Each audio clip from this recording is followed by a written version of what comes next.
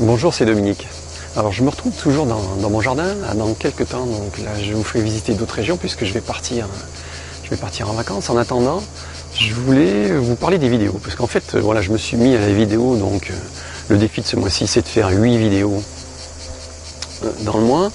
Et ce que je voulais en fait c'était expliquer, enfin vous donner mon impression quant au fait de faire des vidéos. Alors c'est vrai que c'est très perturbant et ça va demander pas mal de pratique et d'habitude pour être tout à fait naturel face à un objectif. Mais petit à petit, on y arrive. Et moi, ce que je voulais vous dire, enfin pour ceux qui souhaitent faire de la vidéo, et je vous engage à faire de la vidéo, mais pour plein de raisons. Donc on verra ça certainement dans une prochaine, voire des prochaines vidéos, parce que il y a plein de choses à retirer de la vidéo. On en a déjà un petit peu parlé dans une vidéo précédente. En faisant des vidéos, donc vous allez, vous de votre côté, vous apprendre plein de choses. Donc sur vous, sur votre façon de parler, sur votre façon d'être. Puis petit à petit, certainement, voilà, vous allez vous décontracter face à l'objectif, avoir un peu plus d'aise et parler plus facilement. Alors moi, dans un premier temps, je n'ai pas de script, je n'ai rien de préparé. Bon, vous pouvez, pour vous rassurer, tout préparer sur un papier, tout comme vous le feriez au théâtre, ou vous le faisiez pour des récitations.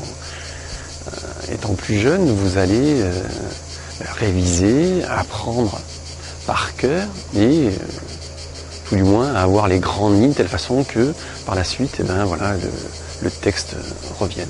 Ça, c'est la première façon de procéder. Vous pouvez travailler aussi sans script. Alors pourquoi je travaille sans script? Pour m'habituer, pour avoir ce côté plus tranquille, plus décontracté face à la caméra, parce que bon, une fois de plus, ça se fait pas, je pense, bon, pour certains, il y en a peut-être qui ont plus de facilité. Bon, il se trouve que, voilà. J'ai eu l'habitude de faire des formations et ça ne fait pas du tout le même effet. Bon, le fait de ne pas avoir quelqu'un sur qui reposer vos yeux, un visage dans l'assemblée, qui fait que, voilà, là, vous regardez un objectif.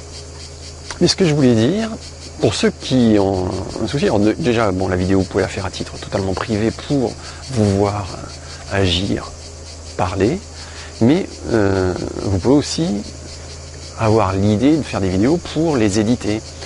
Et ce qu'il faut comprendre, c'est qu'en fait, vous avez toujours la possibilité, bon, bien sûr, c'est aussi un travail, au moment du montage, de faire en sorte que finalement ça se passe correctement bien. Autrement dit, une vidéo, il y a un avant vidéo, il y a un pendant vidéo et il y a un après vidéo. Donc il ne faut pas retenir que le après ou que le pendant. Avant, vous allez préparer votre intervention, donc là, le sujet dont vous allez parler. Puis bon, soit vous avez préparé votre script, soit vous n'avez pas préparé votre scénario, qu'est-ce que vous allez dire. Ensuite vient la période où vous allez parler face à la caméra. Donc là, vous parlez face à la caméra. De temps en temps, vous pouvez tout faire d'un seul tenant, mais bon, en fait, ce qui va se passer, c'est que bon, il va peut-être y avoir des coupures parce que vous allez bafouiller, parce que vous allez avoir un moment blanc, parce que voilà, vous étiez bien parti et puis vous vous retrouvez bloqué parce que vous ne savez plus quoi dire momentanément, pourquoi pas. Et donc à partir de là, il y aura l'après. Et là, vous allez utiliser l'après pour éliminer ces différents moments gênants, c'est-à-dire une erreur importante, un bafouillage, un trop long silence, une trop grande hésitation, et peut-être certaines vues que vous ne voudrez pas par la suite que les gens voient. Donc vous avez la possibilité de faire un montage et de couper. Alors bon, suivant le logiciel de montage que vous utiliserez, c'est plus ou moins simple. Bon, j'aurai l'occasion de vous en parler un petit peu plus tard aussi. Voilà, mais ne pas oublier que quand vous faites une vidéo, il y a l'avant vidéo, le pendant de la vidéo et après la vidéo. Donc si ça peut vous rassurer pour faire des vidéos, n'hésitez pas en fait Vous n'êtes pas obligé d'être un acteur hors pair et d'avoir un texte bien suivi pendant toute la prise. Il peut y avoir des petits moments, des petits rushs, comme on dit, que vous allez mettre bout à bout, de telle façon à faire quelque chose qui passe bien à la caméra. Voilà ce que je voulais vous dire aujourd'hui.